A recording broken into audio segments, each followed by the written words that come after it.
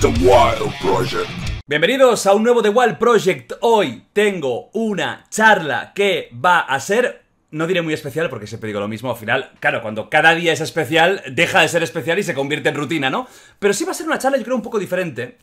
Porque normalmente, bueno, una gran parte, tocamos temas un poco específicos, ¿no? Pues viene una persona que es experta en X y hablamos de X. Una persona que es experta en lo otro, pues hablamos de lo otro.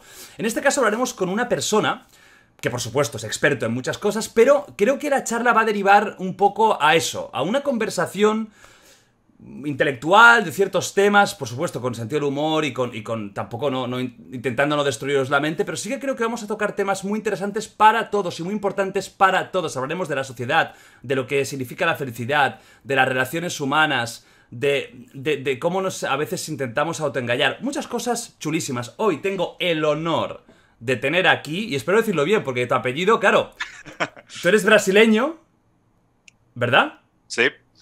Diego, ¿cómo es? ¿Ruzarín? ¿Cómo está bien dicho? Quiero decirlo bien. Está perfecto, como lo dijiste la primera vez, Rusarín. Es un apellido italiano, pero sí, bien pronunciado. Ahí la doble Z puede ser engañosa, pero no. Ha sido de los pocos que lo ha pronunciado bien.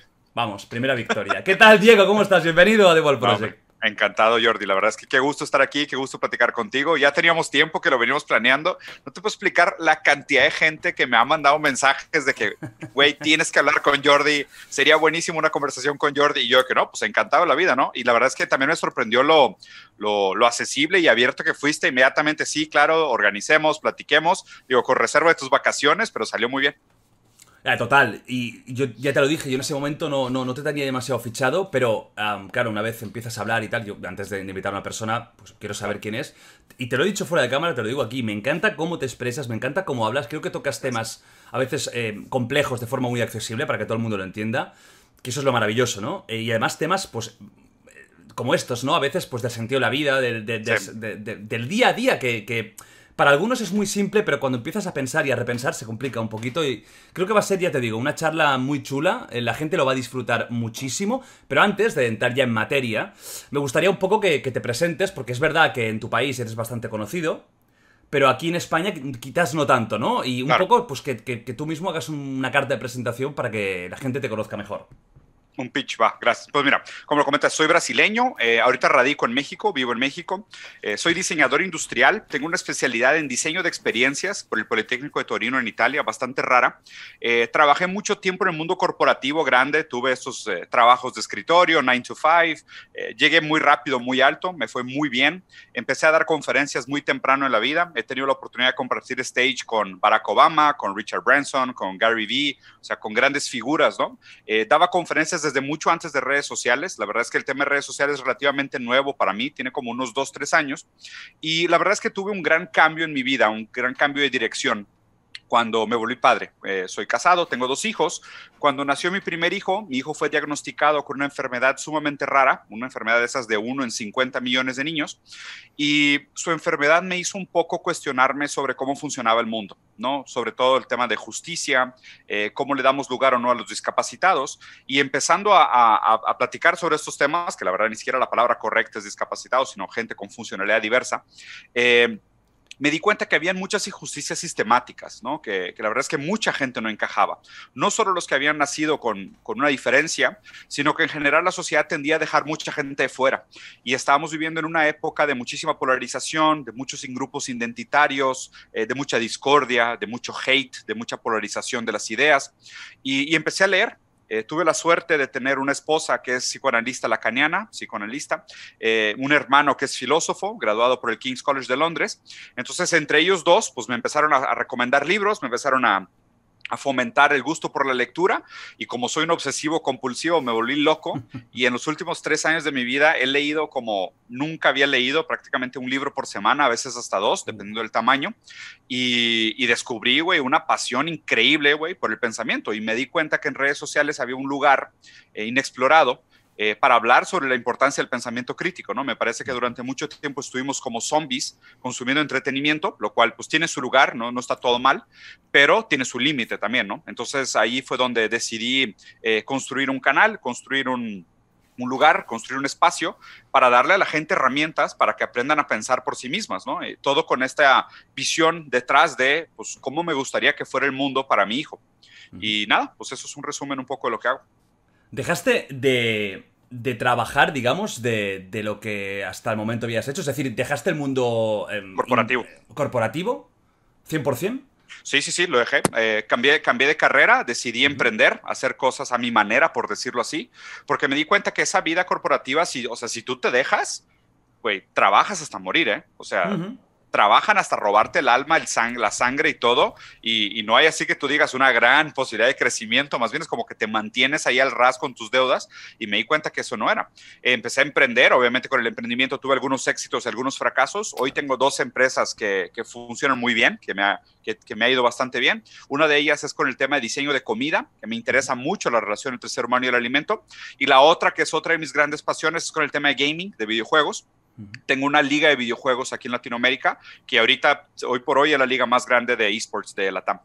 Hostia. Oye, lo de diseño de comida, ¿qué Sí. significa? ¿Que coges un plátano y le pones una peluca o algo? ¿Cómo va cómo va el tema? ¿Qué es diseño de comida? Mira, diseño de comida es entender de dónde viene el placer de comer, ¿ok? Es tratar de desmenuzar cómo se relaciona el ser humano con el alimento, cómo funciona esa experiencia de comer y cuáles son aquellas cosas que provocan placer y displacer. Y además de eso también, obviamente, eso es en el sentido individual, en lo micro, pero también tiene un sentido muy interesante en lo macro, ¿no? Como entender los sistemas de distribución, la tecnología, el vínculo que tienen con los países, oferta y demanda, cómo se comportan las grandes industrias, las grandes tendencias, tecnologías nuevas, ingredientes nuevos, ese tipo de cosas, ¿no? Entonces, me ha tocado de todo. Me ha tocado desde un proyecto de, oye, abrir un restaurante nuevo y diseñar el menú, que es un proyecto bastante simple, bastante común, hasta, oye, va a ser la Copa del Mundo en Brasil y cómo hacemos para posicionar el mercado industrial de alimentos de Brasil con el mundo, ¿no? Entonces, o sea, me ha tocado desde proyectos muy chicos hasta muy grandes, como por ejemplo, me tocó escribir parte de la ley para la comida de calle en Brasil, para ver cómo legislarla y cómo controlar a la gente y demás. Ostras. Pero lo que me interesa realmente es entender, porque ahorita tenemos una relación muy nefasta con el alimento. La comida nos enferma mucho. Entonces, food design es medio entender esa dinámica, ¿no? De por qué nos llevamos así con la comida. Oh, qué interesante, ¿eh? O sea, fíjate que es un mundo que nunca había ni planteado, porque realmente el tema de la comida pensaba, bueno, pues hay un cocinero, que normalmente son... Ahora ya estamos en un momento de chef estrellas, ¿no? De grandes figuras mediáticas. En Estados Unidos tenemos a los grandes Gordon Ramsay y todo este círculo. Aquí en España tenemos también, pues, que si los de MasterChef, que si Jordi Cruz, que es, bueno, en España seguramente es de los sitios del mundo donde más cocineros estrellas hemos tenido desde hace años, ¿no? El Sayaya Can Roca, uno de los mejores restaurantes del mundo. Pues el Bulli de Ferran Adrià, que ha sido como un alquimista, ¿no? de la comida. Muy interesante, ¿eh? ¿Y eso lo haces tú personalmente? ¿O tú ya tienes ahora un equipo de trabajo y estás un poco ya más, ¿no? Como volando por ahí? Tengo un equipo de trabajo, sí empecé yo solo, pero ahorita ya tengo un equipo de gente muy internacional, gente de todos lados que trabaja justo con eso que acabas de decir. Y ya ahí realmente se volvió más como un modelo de cooperativa, de cooperación, donde todos somos de alguna manera partícipes, dueños del proyecto. No hay tal cosa como, bueno, pues este manda y tal cual, sino que lo estamos tratando de hacer un poco más horizontal. Y nada, pues digo, los proyectos que salen, la verdad es que bastante interesantes. Como comentas, muy poca gente lo sabe, pero ya que te metes a investigar, hay mucho por donde trabajar, ¿eh? O sea, hay muchas cosas interesantes por hacer. Bueno, a ver, comer tenemos que comer todos. O sea, es una necesidad que, quieras o no, hasta el que odie comer va a tener que comer. Si no, no subsistes. Por lo tanto, al final, necesidad básica. Sí, claro, y de hecho sabes que la decisión esa de trabajar con comida la tomé, digo, me gradué como diseñador industrial, pero saliendo de diseño, te soy sincero, dije, güey, me voy a morir de hambre. O sea, trabajar como diseñador industrial, o sea, ¿qué voy a hacer, güey? Sé dibujar, es de que, ¿para qué sirve esto, no? Claro. Y cuando me mudé a Italia, de mochilero, o sea, fui así, becado, y fui a buscar, pues, que me iba a especializar en diseño industrial, ¿no? Y dije, a ver, ¿qué es lo que va a necesitar el ser humano siempre? Y dije, a ver, casa, comida y sexo. O sea, esas tres cosas no desaparecen, ¿no? Esas tres cosas van a ser de siempre. No sé en qué orden, ¿eh? No sé si es el orden correcto, sí. Podríamos invertir la preferencia, pero por ahí estamos, ¿eh? Sí, o sea, pues he visto gente desabrigada en la calle sin comida que aún así se da un sexo durante el día, entonces sí, definitivamente hay prioridades. Pero lo interesante de eso es que dije, a ver, pues arquitecto no soy urbanista, el tema de sexo, pues dije, no, o sea, no me quiero dedicar a eso como profesión, no bueno, me ahora veo con ahí. OnlyFans, tú sabes que es fácil, ¿eh? Tú mismo aquí con la camarilla silla, enseñes un poco el culo y venga, vamos allá. Sí, en esa época no existía esa oportunidad, ¿no? Qué mundo tan libre en el que vivimos ahora. Pero el caso es que en esa época no existía y dije, bueno, pues comida, ¿no? Aparte venía de una familia italiana que mi abuela nos juntaba todos los domingos a cocinar, era un tema muy ritualístico, muy familiar, siempre me ha gustado. Bueno. Y dije, pues aquí soy, de aquí soy. Y la verdad es que, o sea, le he encontrado muchísimo tramo, porque, o sea, para darte dos ángulos interesantes sobre el tema de la comida, ¿no? Primero, las 4 enfermedades que más matan hoy en día tienen que ver con la mala alimentación. Son problemas cardiovasculares, diabetes, Alzheimer y cáncer. Las 4 tienen que ver con mala alimentación. Todo lo que estamos descubriendo, el segundo cerebro, del microbioma que existe dentro del estómago, que modifica nuestra materia física, y no solo nuestra materia física, sino que nuestra mente. O sea, la depresión tiene que ver con una carencia de serotonina, dopamina, y al mismo tiempo puede estar vinculado a una inflamación crónica del cuerpo. Entonces, literal, tu cuerpo, o sea, es que no eres dueño de tu cuerpo, es que eres tu cuerpo. O sea, no existe esta distinción entre cuerpo y mente, ¿no? O sea, ya hablando un poquito de filosofía. Y el otro ángulo interesante para hablar del tema de alimentación, que también me parece pertinente para este momento histórico, es que mucha gente dice, no, la sobrepoblación, la escasez de materia prima, la escasez de alimentos, de recursos y demás. A ver, hoy producimos comida para 10 billones de personas, ¿ok? Y somos 8. Y aún así, 1.2 está en escasez de alimentos. Entonces, no hay un problema de escasez de comida. Hay un problema de distribución. Hay gente que come demasiado. Hay demasiada comida que se tira a la basura. Se especula que es como un 30%. 30% del alimento que se produce acaba en la basura sin nunca haber tocado una mesa.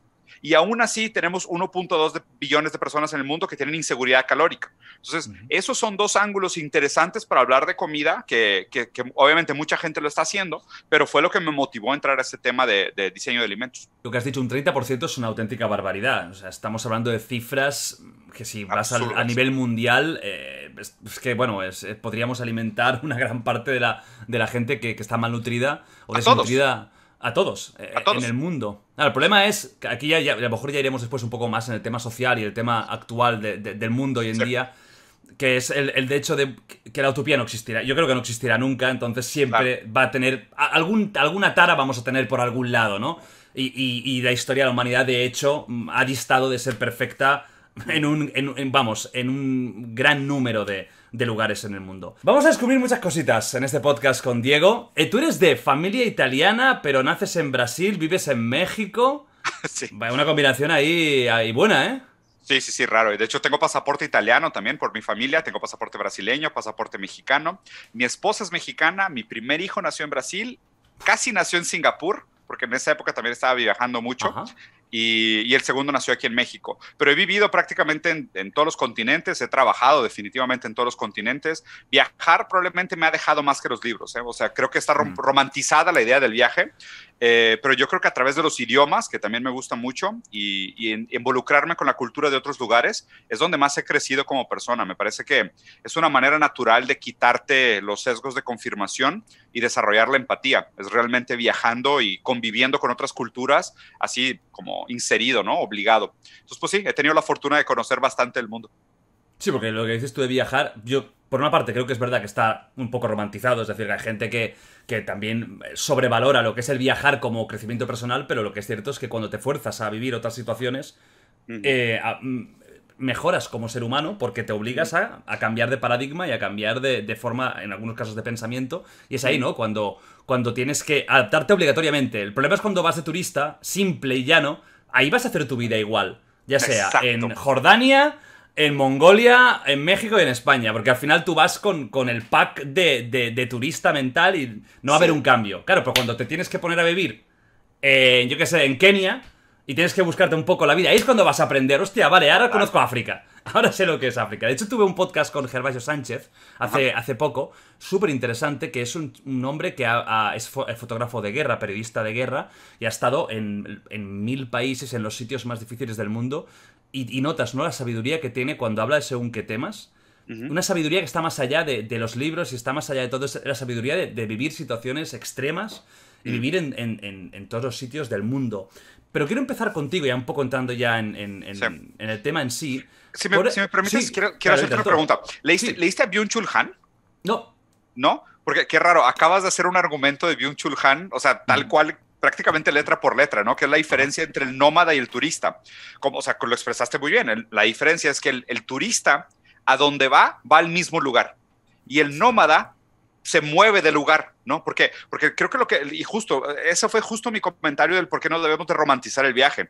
La gente equivocadamente piensa de que, me voy a ir de vacaciones a Tunisia, perfecto, pero voy a Tunisia y voy a buscar un McDonald's y voy a dormir en un hotel de línea y voy a ir a los lugares recomendados por Yelp y voy a pasar por los top 5 lugares que no te puedes perder, ¿sabes? Entonces vas, o sea, eres tú viviendo tu realidad en otra geografía. Pero es lo mismo, o sea, no te moviste el lugar realmente. A mí lo que me gusta de los viajes es, por ejemplo, yo cuando iba a vivir, cuando me mudé a Italia, no hablaba italiano y me mudé en una casa con puros italianos y conseguí una novia italiana, ¿sabes? Uepa, o sea, sí, claro. Es maravilloso, ¿eh? Nada, Las ragazas. Ragazza ci sono, sí. Nada como una italiana para aprender italiano, ¿eh? O sea, eso sí, ¡Hombre! o aprendes o aprendes. Entonces ahí sí te obliga, o sea, no es solo que sales del lugar geográficamente, sino que te mueves del lugar subjetivo. O sea, te insertas a ti mismo en otra realidad y eso es lo que creo que realmente te acaba dejando muchísimo, ¿no? Y lo planteaste perfectamente, que es lo que viene en el libro de Byung-Chul Han.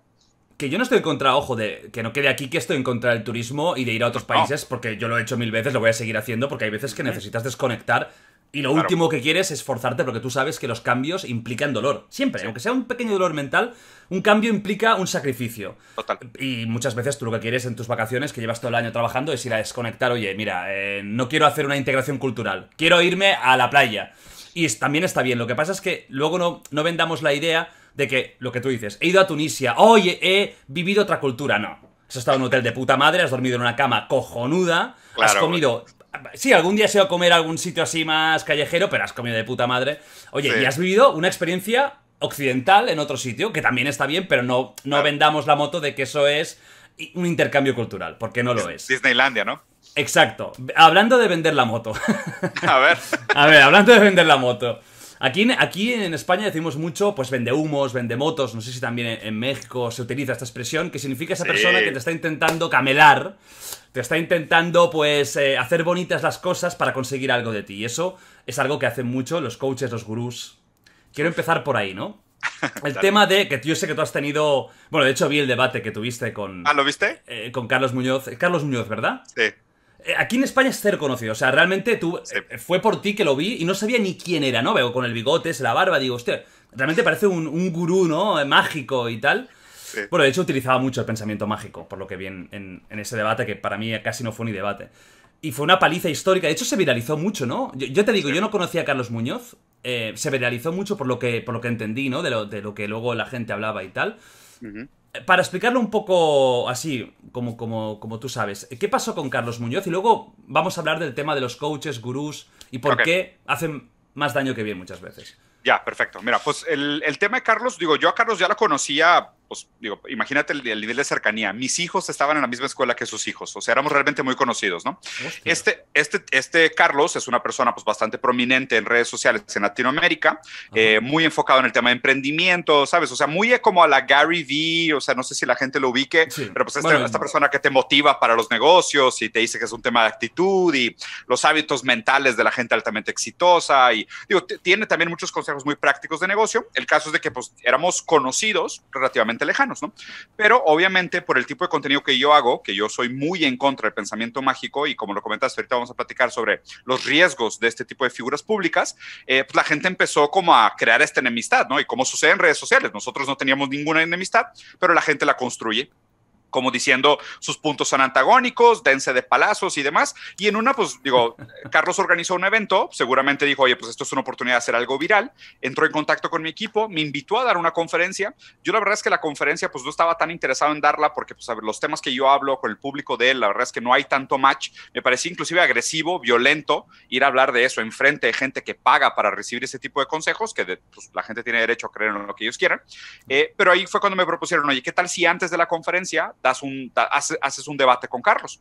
Y dije, bueno, eso sí me interesa, o sea, platicar con él directamente para entender por qué dice las cosas que dice y por qué piensa las cosas que piensa, eso sí me llama la atención. Entonces, total, los equipos se pusieron de acuerdo y organizaron el debate, pero Creo que a diferencia de ti, que tú pues, viste mis videos y fuiste a investigar como de qué habla este tío, pues yo creo que lo que pasó fue que Carlos no investigó tanto, ¿no? Sobre mis opiniones, sobre mis posturas, y yo llegué con una actitud muy conciliadora de vamos a conversar, no pasa nada si tenemos opiniones diferentes, más bien esa es la idea de estos foros, que podamos contrastar opiniones de manera educada, de manera respetuosa y demás, y se volvió pues casi instantáneamente un ataque personal en contra mía. Y pues yo digo, he entrenado artes marciales toda mi vida, me he roto la nariz N veces, me gusta mucho el box, me gustan mucho las peleas. Entonces, sí. Pues cuando me sentí violentado por primera vez, dije, no, o sea, yo no voy a tolerar esto, no le voy a dar ni un centímetro de espacio, voy a corregir absolutamente todo lo que diga, me voy a dar la tarea de corregirlo todo lo que diga. Y sí, el evento se hizo sumamente viral, porque yo creo que lo que pasó fue que la gente tenía este sentimiento de disconfort contra este tipo de figuras, no contra él personalmente, pero sino contra este tipo de figuras, ¿no? Que a fin de cuentas acaba revelando un problema más grande. Si esto se hizo viral, no es porque somos yo y Carlos, o sea, se hizo viral porque aquello que se está conversando, aquello que se está evidenciando, revela una realidad que mucha gente comparte. Entonces, me parece que eso fue lo que realmente hizo viral el evento, ¿no? Y lo que sucedió fue que después de ahí, o sea, me tenían como Canelo, ¿no? De que, oye, ahora rompe la madre a este güey, ahora destroza a aquel cabrón, ahora cae este. Y les dije, a ver, nunca fue mi intención. O sea, ese Diego violento que vieron salir no es el Diego de todos los días. Me gustaría mantener ese Diego retirado, así como Ryu de Street Fighter, me puse mi mochila y me regresé a la cascada a entrenar. Y te fuiste, ¿no? Ahí con el sol, que ya se iba. Y tú, alegóricamente, también te vas poniendo, ¿no? Llegando la noche de tu vida, ¿eh? Hostia, sí. Bueno, la verdad es que si no lo habéis visto, os recomiendo que lo veáis. Está resubido por internet. Sí, creo que lo hizo, ¿verdad que lo hizo en su canal y luego lo quitó? Sí, de hecho, o sea, estuvo muy raro. Yo me sentí inclusive un poco abrumado al principio porque llegué al evento, 5 cámaras y estaba en vivo en todos sus canales. O sea, estaba en vivo en Facebook, YouTube, TikTok, Instagram. O sea, lo estaba transmitiendo por su página. O sea, en vivo en todos lados, ¿no? Y estuvo durante prácticamente 2 semanas en todos los canales. Se hizo súper viral. Ya tenía millones de vistas en todos los canales. Y él se dio cuenta, obviamente, que la repercusión para él era sumamente negativa. Imagínate, en 2 semanas iba a llegar a ser su video más visto de YouTube. Y su canal tiene años, ¿no? O sea, tiene 1 millón de followers, creo. Y en un par de días ya iba para hacer el video más visto de todo su canal. Entonces tumbaron todo el contenido, lo quitaron, pero pues es internet, ¿no? Salieron N copias por todos lados, inclusive en Pornhub, Xvideos. Bueno, te la quieres jalar un poquito y dices, ay, bueno, de hecho... Bueno, iba a decir una broma que hoy en día me cancelan 5 veces, pero digamos que fue un abuso tuyo que podría estar en según qué categorías imaginativas de Pornhub. Por ahí podría estar, ¿eh? Ahí seguramente estará. Ahí está. No, yo os lo que recomiendo, porque ahí se ven 2 formas de pensar. Ya sabéis que yo, bueno, ya lo he dicho en 100 podcasts, yo odio, o tengo mucha manía a estas vendidas de moto, ¿no? Yo no estoy en contra de ser tu propio jefe, de hecho tú y yo lo somos. Claro. Pero el hecho de que te lo vendan como que es tan sencillo, de que si haces 5 pasos vas a conseguirlo, de que el dinero... No, nadie regala nada en la vida y tú lo sabes, Diego. Es muy complicado triunfar en la vida, en lo que sea. Incluso a nivel personal es muy complicado, ¿no? Entonces ahí ves 2 formas de pensar. El pensamiento crítico, porque tú de hecho juegas mucho a preguntarle. Y a él lo vas agobiando con las preguntas, porque no tiene respuesta. Intenta responder de forma vacía, ¿no? Pensamiento mágico, pensamiento crítico. Vale, ¿por qué estás tan en contra de los coach? ¿Crees que hay algún tipo de coach que funcione? ¿O los metes todos en el mismo saco? Mira, vamos a empezar haciendo lo que se debería hacer, ¿no? Primero un hombre de hierro y luego ya una crítica. El hombre de hierro es tratar de presentar el argumento, aunque estés en contra del argumento, en su mejor postura, en su mejor manera, ¿no? Entonces digo, la práctica del coaching surge como un apoyo para la decisión de carrera. O sea, para la gente que dice, oye, pues yo no sé qué trabajar, no sé cómo dedicarme, tengo problemas puramente laborales y necesito un apoyo experto, como de un mentor, una persona que me ayude a tomar decisiones en términos de mi vida profesional. Entonces, claro, pueden haber muy buenos coaches. Y de hecho, o sea, haciendo el paralelismo del coaching contra la psicología, por ejemplo, porque el problema del coaching es que poco a poco ha integrado la vida personal en la vida profesional. ¿Okay? Y esto no es culpa del coaching, esto es culpa del momento histórico en el que estamos viviendo, neoliberalismo, capitalismo tardío, tú dile como quieras, ¿no? Pero es esta época de la hiperproductividad, donde todo el tiempo se espera que el ser humano sea productivo 24 horas al día, 7 días a la semana. Entonces el coaching, como se encargaba de la vida profesional, pero cada vez más todo lo que haces en tu vida privada afecta o está alineado con tu vida profesional, pues entonces es, oye, usa la inteligencia emocional para ser más productivo. Estudia esto en tu tiempo libre para subir tu sueldo. ¿Sabes? Entonces instrumentalizan toda tu vida humana en nombre de tu vida productiva. Entonces el coaching rápidamente se metió a territorios de psicología. Y ahí es donde estoy profundamente en desacuerdo, ¿no? O sea, para ser psicólogo tienes que pasar por una carrera muy rigurosa, tienes que ir a análisis, hay un tipo de trabajo muy específico que hacen los psicólogos que me parece muy respetado, pero también hay que decirlo como es, un mal psicólogo puede ser peor que un buen coach. Total. O sea, un buen coach con una muy buena intención y una muy buena preparación, conociendo sus límites, puede ayudar más a una persona que un psicólogo que sea un perverso nefasto que se aproveche de sus pacientes. O sea, aquí sí entra el caso por caso, ¿no? Entonces, tratando de hacerlo como muy honesto, con mucho rigor académico, cómo se hace la comparación entre coaching y psicología. Ahora viendo el lado negativo, las repercusiones negativas que puede tener el coaching. El coaching para mí no es el problema. El coaching para mí es un síntoma del problema. El problema es nuestra relación con el trabajo. Es este burnout colectivo que estamos sintiendo, esta incapacidad de mejorar en la vida, las pocas oportunidades reales que existen, que es como tú muy bien lo dijiste. No es que yo no recomiende emprender. A ver, yo soy emprendedor, yo he abierto empresas, o sea, claro que funciona, pero los casos son tan raros que los hacen películas.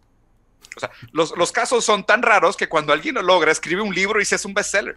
O sea, es que la gente necesita ser mucho más fría y mucho más realista con estos temas y menos romántica. Lo que me preocupa, exactamente igual que tú, de estos vendehumo, de estos vendemotos, de estos coach, es que te lo hacen ver como todo muy simple, ¿no? Y a mí, la verdad es que me truena las pelotas cuando dicen este tipo de cosas. Todo es mental, ¿no? Si quieres, puedes. Visualízate y lo lograrás. Claro. 5 pasos, ¿no? O sea, come almendras y vas a ser un CEO exitoso. Es como que, por Dios, no. Yo me he visualizado con Scarlett Johansson muchas veces y aún no lo he conseguido. Scarlett, si estás viendo esto, ahora mismo, espera, te estoy visualizando, ¿de acuerdo? Te espero, vale, no lo digo por si a lo mejor funciona. Diego, a lo mejor somos tú y yo unos radicales y estamos perdiendo oportunidades en la vida. A lo mejor no nos hemos visualizado lo suficiente, ¿no? Claro, tengo que pensar más. Claro, y ahí es lo que me preocupa mucho, porque digo, no me sé las estadísticas yo en España, pero en México es un 2% el porcentaje de éxito de los emprendedores. 2%. Y la movilidad social está en 8%. O sea, la posibilidad de que tus hijos tengan una mejor calidad de vida que tú es de 8%.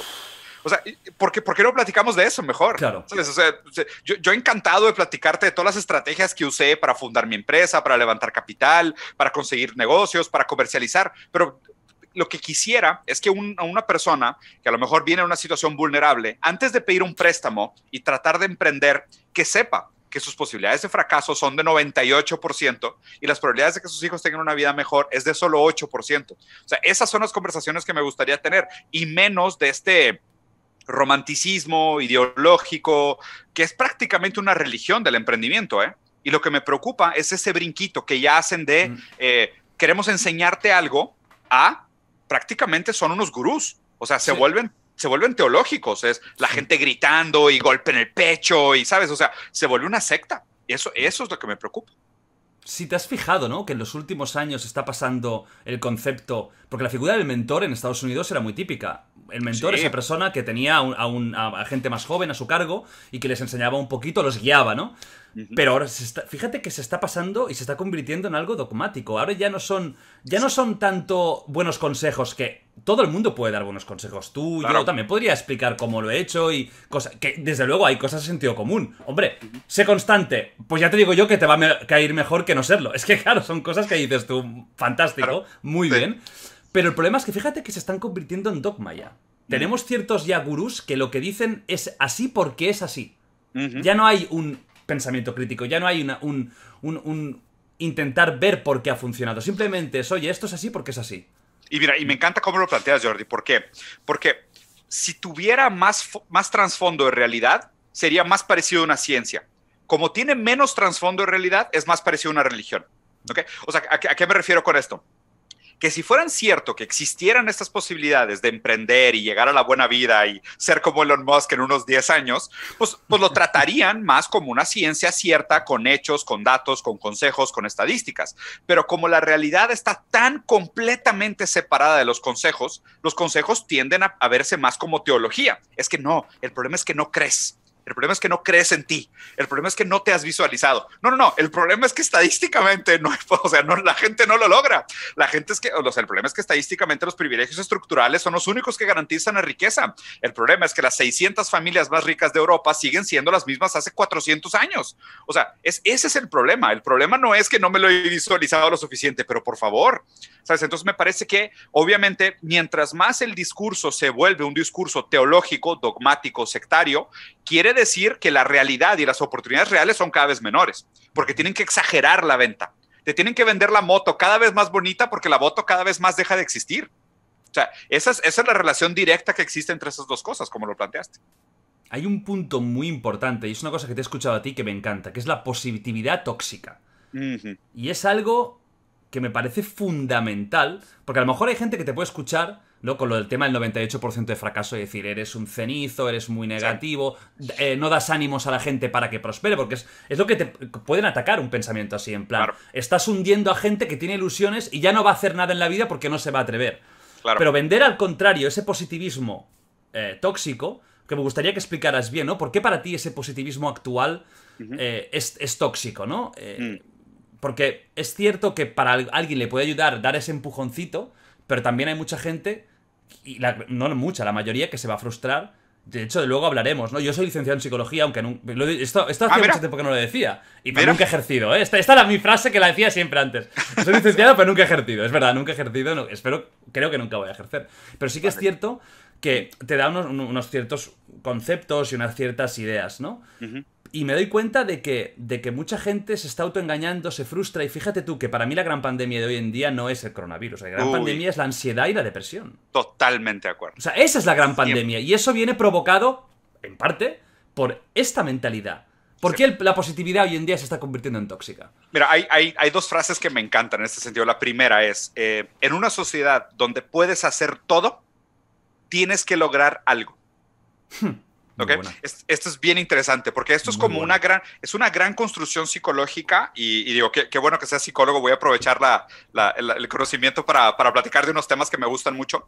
Entonces la noción es esta, ¿no? Vivimos en una sociedad donde somos muy libres, tenemos una libertad que nunca habíamos tenido históricamente, las posibilidades ahí están, el discurso, por lo menos la metanarrativa es que todo el mundo puede aspirar a lo que sea. Lo empezó Estados Unidos, ¿no? Diciendo cualquiera puede ser presidente de Estados Unidos. Entonces, si cualquiera puede ser lo que sea, todo el mundo tiene que ser algo, ¿sabes? O sea, el nivel de exigencia nunca lo habíamos tenido en la historia de la humanidad. O sea, estamos en niveles de productividad, si lo comparamos a 50 años atrás, 70% más productivos que hace 50 años. O sea, somos unas máquinas de producir, pero sigue existiendo demasiada frustración, ¿no? ¿Por qué? Porque obviamente, sabiendo de psicología, pues uno nunca logra satisfacer sus deseos por completo. O sea, el vacío de la falta nunca se llena realmente. El ser humano es una máquina deseante. O sea, nos falta algo y por eso caminamos, decía Lacan, ¿no? Entonces, nosotros siempre estamos buscando más cosas, otras cosas, algo más que nos llame la atención, algo que nos complete,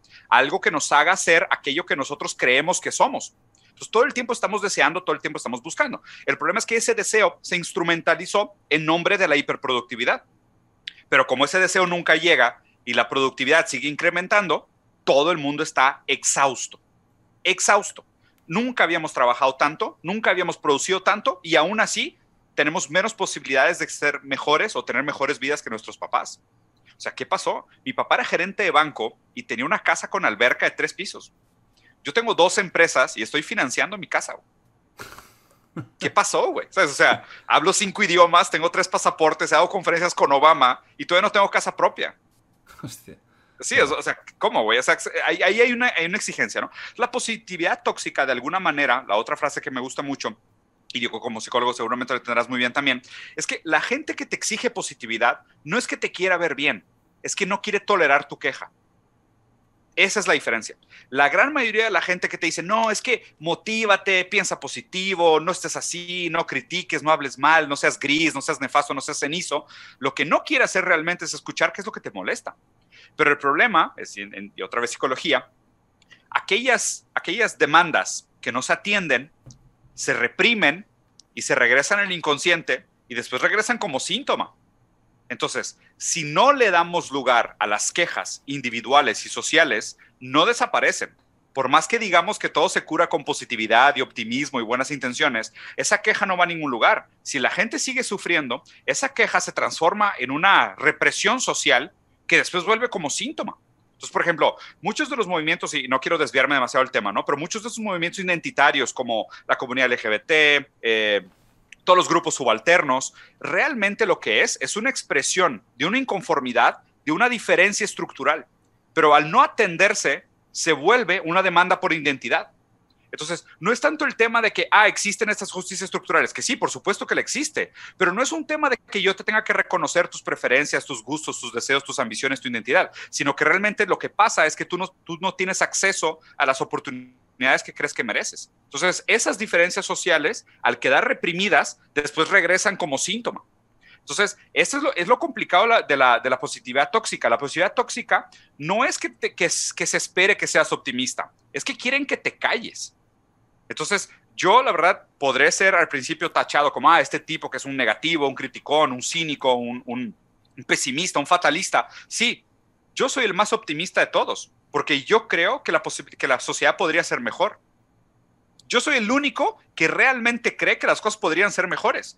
Pero por eso mismo veo cuáles son las cosas que están mal hoy, porque quiero mejorarlas. La gente que se dice optimista realmente son mediocres, porque para ellos está bien como está. No quieren cambiar demasiado, sí, te quejas, pero estás bien, ¿sabes? Entonces, ese optimismo tóxico realmente es una mediocridad impresionante, disfrazada de defensa del status quo. Cuando el pesimista o el crítico es el único que realmente cree que el futuro podría ser mejor. Entonces, esa es mi defensa en contra de la gente que me tacha de negativo. Claro, para la gente que esté ahora, que a lo mejor confunda un poco conceptos, que cuando estamos hablando aquí de positividad, de optimismo, no estamos hablando de personas de caracteres individuales. Yo creo que la mentalidad buena en la vida es ir para adelante e intentar pues sonreír más que estar todo el día enfurruñado, ¿no? Construir. Porque, claro, al final, aquí estamos hablando yo creo que más de conceptos filosóficos de identidad social incluso, ¿no? Sí. Pero por supuesto, yo creo que nadie quiere que la persona esté todo el día... No, yo creo que la frustración que todos tenemos, y la frustración nunca se va a ir en el humano, es una cosa que no podemos luchar contra ello. Es decir, nos podrían dar... Lo que siempre dicen, el dinero no da felicidad. Y luego cuando tienes dinero te das cuenta de que es puta verdad. Y dices, hostia, pues si ahora tengo tanto. Vale, pero aún me sigue... Ahora no estoy feliz por eso, o no estoy feliz. Ahora me jodo por esto, ahora por lo otro. Siempre va a pasar eso. Entonces... Eso es una cosa, pero la otra es que nosotros individualmente sí que es cierto que, hombre, la vida como se tiene que encarar es con fuerza, con ganas y con energía. No podemos estar, pues, hundiéndonos constantemente. Pero es cierto de que has dicho una cosa súper interesante, que es el tema de los grupos sociales minoritarios, ¿no? La contestación que tienen hoy en día, ¿no? Los contestatarios que están. Y yo creo que aquí tenemos una clave, que es que somos una tetera. Tenemos una sociedad actualmente que es una tetera hirviendo. Y eso peta por varios sitios. O mira lo que ha pasado en La Palma, el tema del volcán. Al final la tierra va aguantando, pero hay un momento que empieza a salir por diferentes lugares. Estamos en esa situación, ¿no? La sociedad está apretada. Yo me doy cuenta y muchas veces hablo de, por ejemplo, ahora que hay mucho stream. Y cuando veo a los streamers 7, 8, 9 horas cada día, de lunes a domingo, que pensad que el que hace stream no solo está en ese momento trabajando. Luego cuando termina tiene que hacer cosas de redes sociales, es decir... Y que no puede parar y que te das cuenta de que hace años... Yo le he pasado esa época en YouTube de estar sin vacaciones y cuando das cuenta de que esto se está convirtiendo como en una rutina, empiezo a ver, digo, esta gente no puede ser feliz. Luego, claro, uno tiene problemas de ansiedad, el otro no sé qué. Es que es normal. Nos estamos enfocando hacia aquí. Te quiero preguntar sobre la sociedad actual. Bueno, por supuesto cuando hablamos de sociedad actual, la occidental, claro, no es la misma sociedad la nuestra que si te vas a Burkina Faso, ¿no? No tiene absolutamente nada que ver, pero en la sociedad que vivimos nosotros, ¿tú qué opinión tienes de la sociedad actual? Mira, creo que, digo, obviamente también como lo mencionas, es un tema muy amplio, pero me gusta mucho la conversación porque me parece que suceden varias cosas. A mí una de las críticas principales, o uno de los cuando digo críticas crítica la gente lo tiende a tomar como una carga negativa, pero no es así. O sea, crítica es un análisis riguroso, ¿no? O sea, crítica es entender las dinámicas de poder, las jerarquías, las organizaciones, las fuerzas que motivan el comportamiento y conformidad de las cosas como lo son. Entonces, una de las críticas que me gusta mucho de la sociedad actual es la sociedad del espectáculo, ¿no? Que es cómo vivimos en este mundo, y aparte creo que está perfecto. Mira tu encuadre. O sea, lo que tienes tú alrededor y lo que yo tengo alrededor, ¿no? Se habla de que vivimos en una sociedad de espectáculo, en un sistema de símbolos que intercambian valor, ¿no? O sea, imagínate, si alguien llega descontextualizado de estar viviendo en el bosque y tú le enseñas esta caja de Cyberpunk, pues va a decir, pues, ¿qué es esto? ¿Sabes? O sea, ¿por qué merece una caja amarilla con un texto negro estar en el encuadre de uno de los mejores podcasts del mundo, güey? ¿Sabes? O sea, ¿qué hace ahí, güey? ¿No? O sea, tú tendrías que explicarle todo un marco referencial de esto, por esto, por esto, por esto. O sea, ¿por qué el Cyberpunk es relevante ahorita? ¿Por qué un videojuego? ¿No? O sea, ¿por qué esta marca específica? ¿Por qué este estudio? Y luego tendrías que contar la historia de qué pasó con Cyberpunk, ¿no? Que es... Bueno, eso es una historia que es muy hermosa, y muy trágica. Sí. ¿Tú has jugado a Cyberpunk? Mira, sí, mira qué claro. cambio ahora, ¿Te lo has pasado? Sí, no lo acabé. La verdad es que o sea, los bugs y esos me frustraron. Dije, no. O sea, me decepcionó tanto, pero tanto. O sea, es que justo, es como el vendemotos. Ahí está. Es un muy buen juego, ¿eh? Lo que pasa es que nos vendieron que era la revolución que llegaba. Y no lo es. Ese es el problema. Es uno más. Muy bueno. Claro. Sí, está. Pero y habla, es una pena. Dale. No, dale. No, digo, lo del Cyberpunk, que mira, ojo, el cambio, estos son Dribbling y Ronaldinho en sus mejores momentos. Sí. No, la Cyberpunk simplemente es eso, fue una vendida de motos. La propia compañía se acabó un poco su tumba porque vendió un producto que era falso, porque algunos de los trailers directamente no eran así. Que claro, teníamos unas expectativas de juego revolución. Y al final, eso sí, si lo puedes jugar un día sin bugs y lo puedes jugar en un ordenador medio potente, yo te lo recomiendo. Porque si eres fan de la ciencia ficción y del mundo cyberpunk, de William Gibson y de todo ese rollo, te va a encantar. Porque es un muy buen juego. No es un buen mundo abierto, pero es un muy buen juego con una grandísima historia. Pero tienes que apartar lo demás. Pero yo lo recomiendo siempre, por eso lo tengo aquí orgulloso. Podría haber sido mejor, infinitamente.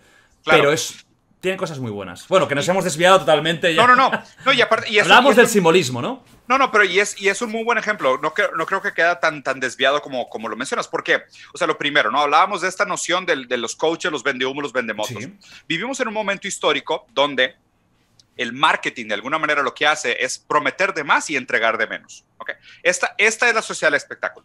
O sea, la sociedad del espectáculo es que la promesa, el orden simbólico de las cosas, el valor simbólico de las cosas siempre es mayor que su realidad, ¿no? De hecho, es su realidad. O sea, el juego es, el objeto es, lo que compras es aquello que se dice, aquello que se pinta, aquello que se conoce y no la cosa en sí misma. O sea, la cosa en sí misma ya es casi irrelevante, ¿no? O sea, digo, ¿qué importa el juego en sí? Claro, es un buen juego, tiene una muy buena historia, seguro tenía muchas dinámicas muy interesantes, muy innovador en muchos sentidos, pero su historia, su espectáculo, su fuera del mundo, o sea, su metanarrativa, ya es infinitamente más grande de lo que el juego pueda tratar de ser, ¿no? Y empezó desde la sobrepromesa. Y luego los fracasos, los fraudes, las mentiras. O sea, ya la historia quedó mucho más grande que el objeto en sí. Y de hecho creo que justo estamos viviendo en ese momento histórico de la sociedad, donde, a ver, o sea, nosotros somos avatars de personas. O sea, la gente no nos... qué lástima, ¿no? Pero la gente no nos conoce realmente. Bueno, depende de quién, ya está bien, ¿eh? Claro, sí, claro. Sí, claro. Pero la gente se hace una idea de nosotros, ¿no? Sí, o sea, yo los escucho, yo te he visto en podcast, yo he visto tus videos, pues me hago una idea de ti. Pero pues esa idea de ti, la congruencia o no que pueda tener contigo, pues es muy cuestionable. Y además deja tú, ¿qué pasa contigo mismo cuando te cuestionas qué eres versus ese avatar que la gente te ha construido? Entonces, por ejemplo, en la sociedad del espectáculo se habla de que muchas de esas figuras públicas, cuando ya llegan a un nivel demasiado grande, inclusive pierden autonomía sobre su propia identidad, ¿no? Y llegan a estos quiebres, como por ejemplo Britney Spears, ¿no? Que es de que, oye, ¿qué pasó con Britney? Bueno, es que Britney no era dueña ni de su propia vida. Y a un nivel literal. O sea, su papá le controlaba su dinero, su imagen le pertenecía al público, y pues eso psicológicamente tú lo sabes, te puede llevar a un brote psicótico, ¿no? Entonces, hay muchos ejemplos de cómo la sociedad crea este espectáculo y el espectáculo reemplaza la realidad. Y después la realidad no tiene ninguna fuerza para defenderse del espectáculo. ¿Tú crees que estamos viviendo ya en un episodio de Black Mirror? No solo eso, Matrix. O sea, a ver. Estamos directamente ya, ¿no? Sí, sí, claro. O sea, Matrix en el sentido... Mira, a ver, o sea, está raro, ¿no? Porque Matrix, inclusive, en la primera película, sale el libro de Baudrillard de Simulacra y Simulation, ¿no? Simulation y Simulacra. Que es el libro que inspiró a las hermanas Wachowski a escribir el guión original de Matrix, ¿no? Aunque Matrix también, digo, puede ser analizado de muchas maneras. Es una historia que me encanta. Y tiene muchas referencias de mucho...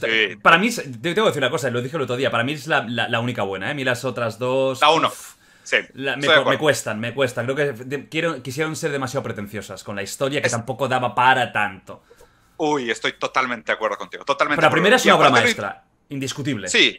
Sí. Y aparte, dos cosas que me parecen interesantes. De hecho, estoy preparando un video para hacer análisis de las películas de las primeras 3 originales en preparación para la nueva, ¿no? La que va a salir, que es la 4, sí, igual, güey. Yo también, pero la voy a ver porque amo a Keanu Reeves demasiado, no puedo no verla. Sí, Keanu Reeves es Dios, Cyberpunk, John Wick, o sea, cuidado, estamos hablando de un puto ídolo. O sea, incluso Speed 2. Speed 2 sería él también. La 1 es buenísima. La del barco era él también, ¿no? La 2 no me acuerdo si es él. La 1 sí estoy seguro que es él, la 2 ya no estoy seguro. Sí. Pero bueno, dos cosas interesantes. Primero es que el escritor del libro, Simulation y Simulacra, odió la película Matrix. O sea, su libro fue inspiración para la película y él detestó la película. O sea, él dijo, no, o sea, la hicieron tan mal, o sea, sacaron tanto de contexto lo que traté de decir que perdieron el punto, ¿no? Y lo otro es que Matrix, la verdad, el análisis más pertinente que he encontrado de los muchos que he leído es que realmente la película de Matrix se trata de la transición que hace una persona transexual. ¿Sí? Sí.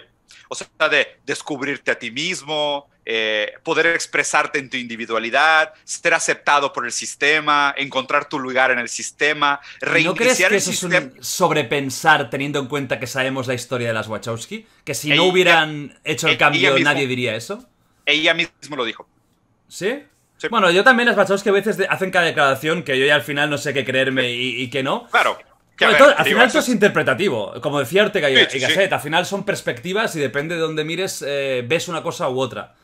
Absolutamente, ¿no? O sea, en hermenéutica, que es la interpretación del texto, pues digo, pues habría que analizarlo, ¿no? Y como dices, claro, pues hay muchos desdoblamientos posibles, hay muchas interpretaciones posibles, ¿no? Y otra, ¿el autor realmente sabe lo que está hablando? Que también es dudoso, claro, ¿no? Porque aún en psicología, pues tú no sabes todo lo que estás diciendo. Más bien, claro, el lenguaje habla por ti, ¿no? O sea, el inconsciente es pertinente. Y cuando la historia cobra vida propia y ya deja de ser tuya, también ese es un tema muy interesante. Claro, es apropiada por la gente, ¿no? Es apropiada por el autor, porque la obra artística se pudiera argumentar que se da justo en este vínculo entre el creador y el receptor. O sea, es en ese vínculo. Entonces, pues digo, pues yo creé la obra tratando de decir una cosa, pero resulta que dije muchas otras, ¿no? Y hasta que el receptor no le dio el sentido, pues no se había manifestado. Entonces, lo interesante de ver Matrix y lo que te decía de que sí vivimos en un episodio de Black Mirror, pero vivimos realmente en una simulación. O sea, no en el sentido científico de, el mundo realmente es... Sí, exacto, ¿no? Pero sí vivimos en una simulación donde el mundo que creemos que es, no es, ¿sabes? O sea, el objeto real de referencia para el mundo que existe cada vez es menos importante y cada vez es más importante el metauniverso simbólico de estas relaciones simbólicas, ¿no? Digo, a ver, te doy un ejemplo. Siempre tengo esta caja aquí porque me encanta. O sea, este es un cereal sabor Reese's de Travis Scott, ¿ok? Ajá, vale. Esto no tiene sentido. Esto, no. O sea, ¿Yo por qué comería comida de un rapero? ¿Sabes? Es claro, como que, no tiene ningún sentido. Es un cereal que es una protocomida del sabor de un chocolate, que es una marca, con la cara de un rapero. Ajá. O sea, es tan complicado ese universo autorreferencial que si tú no estás dentro de la Matrix, tú no entiendes qué es eso. O sea, eso es una completa obra de ficción, ese serial. ¿Okay? Entonces, el mundo en el que vivimos de alguna manera es una simulación por eso, ¿no? O sea, tú hazle una pregunta a una persona de que, oye, ¿conoces París? Sí, claro, París, la Torre Eiffel, les Invalides, el Louvre, los escargots. Oye, ¿ya has ido a París? No, nunca he ido a París. Pero conocen París, ¿sabes? Es ese mismo autor del libro de Simulation y Simulacra escribió un libro muy famoso diciendo, ¿realmente existió la Guerra del Golfo? Donde hace todo un análisis semiótico de todas las historias que se contaron sobre la Guerra del Golfo y la relación entre las noticias, el espectáculo, lo mediático de la Guerra del Golfo y el evento real de referencia. Gente, no os preocupéis, ha habido un corte, se me ha ido el internet. Fíjate que hablando de esto, ¿no? De la simulación de Matrix, y me falla el internet. Esto no me falla, aquí ha habido un claro saboteo por parte de quien está controlando esto, de la realidad absoluta, que no ha querido que digamos las verdades. Pues vamos a decirlas. Estamos por el tema de la guerra del Golfo. Un poco, yo creo que ya entrando en terrenos de qué es lo real, ¿no? ¿Qué es la realidad en sí, ¿no?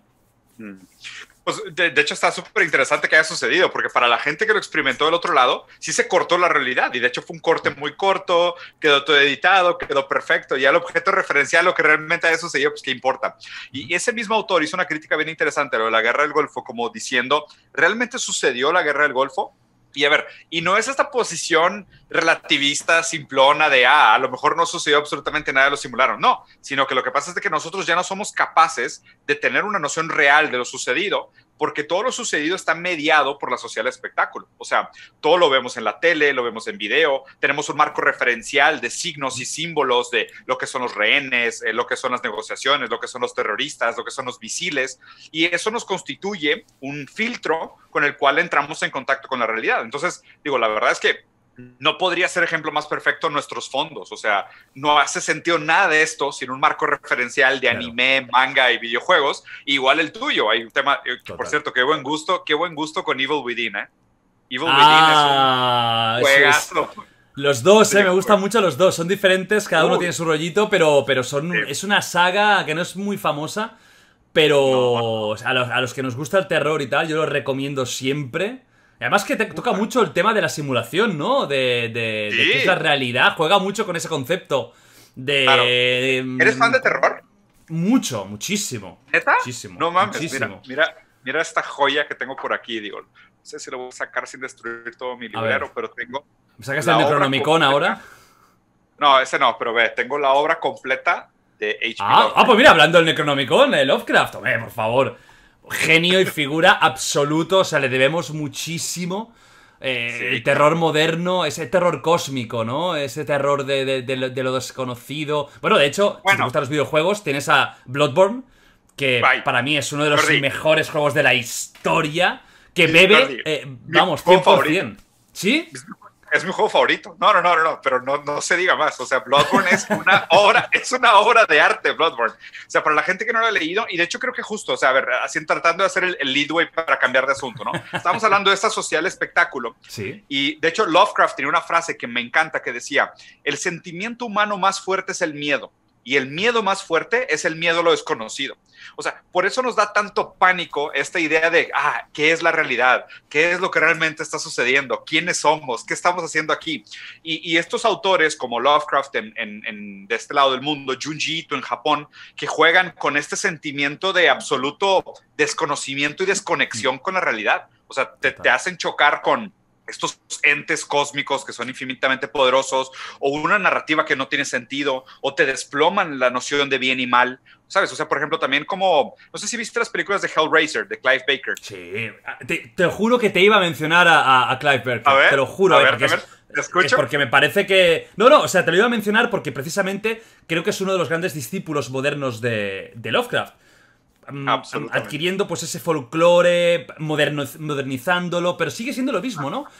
¿Sí? Sabemos que hay algo cerca que no conocemos, que no vemos, pero que está ahí acechando. Es un poco el jugar con ese miedo. Con ese desconocido, ¿no? Y de hecho, Clive Barker tiene un videojuego clásico que se llama Undying, creo, si no me equivoco. Que es un clasicón de la época de hace a lo mejor 20 años o más, que es un gran juego de terror. Luego hicieron uno que se llama algo de Jericho, que creo que lo hicieron unos españoles, que quizás no es tan redondo, pero el Undying es un juegazo espectacular. No, sí, estoy de acuerdo contigo. Aparte, a mí me encantan esas cosas. Yo soy fan. Ahora va a salir el fanboy Diego de games. Pero sabes que, por ejemplo, el tema del terror siempre me ha gustado mucho. Y sobre todo Clive Barker, porque, a ver, Clive Barker también poniéndolo en contexto, ¿no? Es una persona cuya sexualidad siempre fue muy controversial. Él siempre fue de alguna manera un subalterno. Y me parece que, digo, para la gente que, leve spoiler de la película de Hellraiser, ¿no? Principalmente la 1. Se trata de un personaje que encuentra una caja, y esta caja misteriosa, al ser abierta, abre un portal con un infierno donde existen estos seres que tienen invertido o tienen volteada la idea de placer y dolor. Entonces, para ellos, todo lo malo es bueno y todo lo bueno es malo. Que de hecho, por cierto, hay un capítulo buenísimo de Rick and Morty que se burla de eso, que también es una maravilla. Pero el caso es que estos personajes gozan, o sea, gozan en el sentido psicológico, claro, del dolor, ¿no? O sea, gozan del dolor, gozan del sufrimiento, gozan del odio. Lo malo es bueno, lo bueno es malo. Entonces, ahí lo más interesante para mí de Clive Barker, de esta película, es decir, a ver, ¿por qué está mal que a alguien le guste el dolor?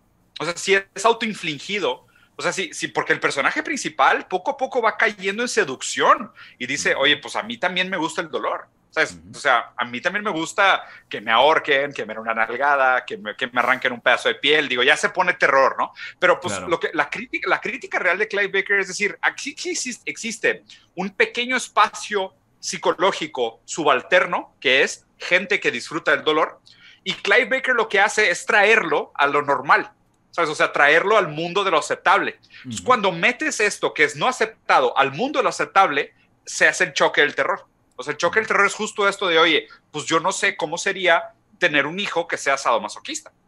O sea, yo no sé cómo lidiar con eso, ¿no? Y de alguna manera, o sea, de hecho también mucha crítica que sufrió la comunidad LGBT es que se les acusaba de ser sodomitas. O sea, de decir que lo que ellos hacían era un tipo de gusto por el disgusto. O sea, que era como, yo desde acá no puedo entender cómo un hombre pueda recibir placer al ser penetrado por otro hombre, entonces yo lo voy a catalogar como sodomita, ¿no? Cuando realmente es, no, o sea, si una persona constituye esto como placer y lo vive de una manera placentera, pues para él es algo placentero, ¿no? Lo terrorífico es integrar esta nueva versión del placer a la normalidad. Entonces me parece que, o sea, el trabajo de Clive Barker es un trabajo genial, brillante, y muchas historias de terror se tratan de eso, de normalizar o tratar de contextualizar una visión alterna o externa del mundo a la normalidad. Y ahí es donde la gente dice, no sé qué hacer con esto, ¿sabes? O sea, no sé cómo lidiarlo, incorporarlo en mi realidad. Por eso el terror se me hace un género tan interesante. Fíjate que hay una película bastante, bueno, relativamente moderna, que habla precisamente de eso, y es perfecto, ¿no? El ejemplo, que es la de Déjame salir. Que creo que en inglés es Get Out. Get Out, la del chico negro que tiene una novia blanca. Creo que es Get Out, como se llama en inglés. Sí, que juega con claro, eso. Al final es un choque de identidades, una crítica racial importante. Luego lo lleva al terreno del terror, pero no deja de ser una crítica social precisamente de este choque de realidades, ¿no? Y es eso lo que provoca la extrañeza. Luego hicieron This Is Us, creo que es otra película del mismo director, que a mí no me mató. Me pareció un poco chorrada. Me dejó un poco igual. La acabé y digo, bueno, el concepto y tal no es un desastre, pero no me... Get Out me pareció espectacular. O sea, me parece una gran película. Muy interesante. De acuerdo. ¿Viste Color Space? La de Nicolas Cage, que es Lovecraft total. No la he visto, pero me han recomendado. Pero me han dicho que es o una mierda o muy buena. O sea, no hay término medio. Sí, o sea, nadie dijo está bien. Exacto, y bien, es espectacular, pero quiero verla porque se ve que está basado, ¿no? En alguno de los relatos de Lovecraft, pero un poco libremente, ¿no? Sí, tiene bastante licencia poética, pero te digo algo, o sea, yo como que renació mi amor por Nicolas Cage muy raro estos últimos años. Siento que sus últimas 4 películas han sido muy buenas. O sea, está Mandy, que es una muy buena película. Buenísima. Sí, güey. Color Space, que también es buena película. Está esta que le secuestran al cerdo, que tipo, él tiene un cerdo que es un cazador de trufas y roban su cerdo, que también es una película muy bien hecha, muy bien hecha. Sí, y está esta última que se llama Escape from Ghostland, que es la última que no la he visto, sinceramente. Que está muy parecida a este tema del juego del calamar, que está muy de moda en Netflix. Está muy de moda ahora en la serie en Netflix, esta de Squid Game, el juego del calamar. Tengo ganas de verla porque la gente está diciendo que es tan buena, tan interesante. Luego a lo mejor la veo con tanto hype que digo, mira, hablando del marketing, precisamente, ¿no? Si te la han vendido tanto que luego cuando la ves, que eso pasa siempre casi. Cuando tú vas con una ilusión brutal a algo, la expectativa es tan elevada que luego es muy difícil que la cumpla. Alguna vez se da el caso, pero normalmente te quedas como luego con la sensación de, bueno, pues no hay para tanto. Seguramente si no vas con esa expectativa, la sorpresa es tal que dices, pues qué maravilla, ¿no? Eso pasaba hablando de terror, con la gente que fue a ver al cine El Exorcista. Tú la ves hoy en día con tantos referentes y te da completamente igual, pero la gente que se sorprendió en ese momento, yo me creo que saliera llorando o traumatizada del cine, porque eso era un shock total y absoluto. Siguiendo con eso que decíamos, ¿no? Del tema de la simulación que estamos viviendo, tú eres... Claro, volvemos con el optimismo o pesimismo, ¿no? ¿Tú eres optimista o pesimista de cara al futuro? Mira, la verdad es que he cambiado mucho mi postura y de hecho una de las cosas que siempre defiendo, y esta es una frase que le robé a Foucault, que en su momento le hicieron una entrevista a Foucault sobre un tema muy controversial y le dijeron, oye, tú habías dicho esto y ahora estás diciendo algo diferente, ¿no? Y él les contestó, ¿ustedes creen que yo leo tanto para no cambiar de opinión? Y me pareció... Me pareció brutal, ¿no? O sea, me pareció que, o sea, que loable, que Claro. bonito que pudiéramos tener todos una actitud así. O sea, lo que deberíamos de tener nosotros como un cierto nivel de honestidad intelectual es, pues, si se te presenta información o hechos o datos que contradicen tu postura, pues deberías de ser capaz de cuestionarla, ¿no? O sea, eso es lo que todo el mundo nos debiéramos de hacer. Entonces, o sea, esta pregunta de, oye, pues si soy optimista o pesimista, me gustaría considerarme a mí con un cierto nivel de realismo. O sea, me gustaría posicionarme a mí mismo, si esto sea cierto o no, pues no sé, mis sesgos cognitivos no me van a permitir ser más objetivo que esto, pero pues trato de analizar las cosas con la frialdad que merecen, viendo que no es que exista una objetividad, o sea, yo no creo que exista un objeto real de referencia. Tampoco soy subjetivista en el sentido de todas las verdades son iguales y cada quien tiene su verdad. Detesto esa posición. Lo que me gusta hoy como análisis es el perspectivismo, que es los eventos tienen diferentes perspectivas y cada perspectiva puede aportar información para acercarnos a la verdad. Entonces, eso es lo que yo trato de hacer, ¿no? O sea, me parece que a propósito hago un contrapeso, como decir, bueno, si la narrativa dominante es una narrativa excesivamente optimista, pues yo como contrapeso voy a hacer la crítica. ¿Me explico? Pero es casi algo propósito, o sea, casi algo propósito. Esto de la perspectiva me parece fascinante porque, bueno, Ortega y Gasset, que es uno de los grandes, ¿no? Que tocó mucho el tema de perspectiva, que acercó la filosofía a la psicología, que yo creo que es algo que se tiene que hacer sí o sí, porque al final no deja de ser pensamiento humano, ¿no? No hay mucho más donde rascar, es pensamiento humano y punto. El tema de la perspectiva es muy interesante, que a mí el futuro me da un poco de miedo, porque a mí la sociedad actual, aunque creo que en teorías, la occidental siempre hablamos, en teoría es de las mejores que ha habido nunca, de las más igualitarias, porque si tú empiezas a mirar para atrás, dices, yo no querría vivir en la Edad Media, yo no querría vivir en la época romana, donde si tenía la mala suerte de ser un gladiador, pues estaba, yo qué sé, pues abocado, ¿no? A luchar en mi vida. Hoy en día estaría en la UFC, y riendo y ganando millones. Y ahí no. Pues, aún y así, yo creo que esto que dices, ¿no? El habernos convertido en productos de marketing y sobre todo el comercializar nuestra vida 24/7, que es como estamos ahora, ¿no? Desde que nos levantamos hasta que nos vamos a dormir, nos estamos convirtiendo en productos. Todos, ya no solo la gente que vivimos de esto. Es decir, hay una nueva moneda, que yo siempre lo digo, que son los likes. O sea, hay una nueva moneda que es la aceptación social, que antes no se podía cuantificar. Hoy sí. Hoy lo sabes con tus seguidores, incluso el chico que tiene 12 seguidores, pues mañana a lo mejor tendrá 15, y para él ya es una ganancia, ¿no? Ya es un beneficio. Es una forma de... Es como los tokens, ¿no? Que están tan de moda. Pues al final son tokens sociales. Yo creo que cerebralmente no estamos preparados para, desde que nos levantamos hasta que nos vamos a dormir, tantos estímulos, tanta presión social. Yo creo que va a haber una época convulsa mentalmente que nos viene, ¿no? Que se está acercando y ya hay mucha... Fíjate cuánta depresión hay, ¿no? Cuánta gente con problemas mentales que es muy bonito que se hable, porque antes era como tabú, pero también es muy triste que haya tanta, ¿no? En un momento, en teoría, de tanto bienestar. Claro. No, y de hecho creo que lo mencionaste tú al principio de la conversación, ¿no? Diciendo que las verdaderas pandemias es la pandemia de depresión y ansiedad. Y creo que le pegas al clavo, Jordi. O sea, y comparto contigo. Es cierto que probablemente nunca habíamos vivido en ninguna época de bienestar como la que vivimos ahorita, en términos de expectativa de vida, la cantidad de gente que está viva en ese momento histórico, nuestra productividad, la satisfacción de nuestras necesidades básicas. El problema es que surgen otros dolores, o más bien, la violencia cambia de forma. Me parece que pasamos de una época de mucha violencia y sufrimiento físico a una época de mucha violencia y sufrimiento psicológico, por decirlo así, ¿no?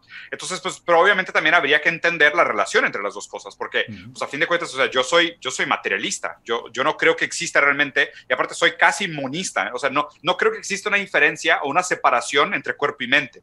O sea, yo creo que la mente es el cuerpo, ¿no? O sea, no hay nada que no sea cuerpo, ¿no? En ese sentido, la mente es el cuerpo, ¿no? O sea, si tú estás mal físicamente, tu mente va a estar mal. Y si la relación dialéctica que pudiera existir entre mente y cuerpo parte del cuerpo, por decirlo así. Entonces, lo que comentabas, ¿no? De este momento histórico que vivimos en bienestar y el potencial miedo al futuro.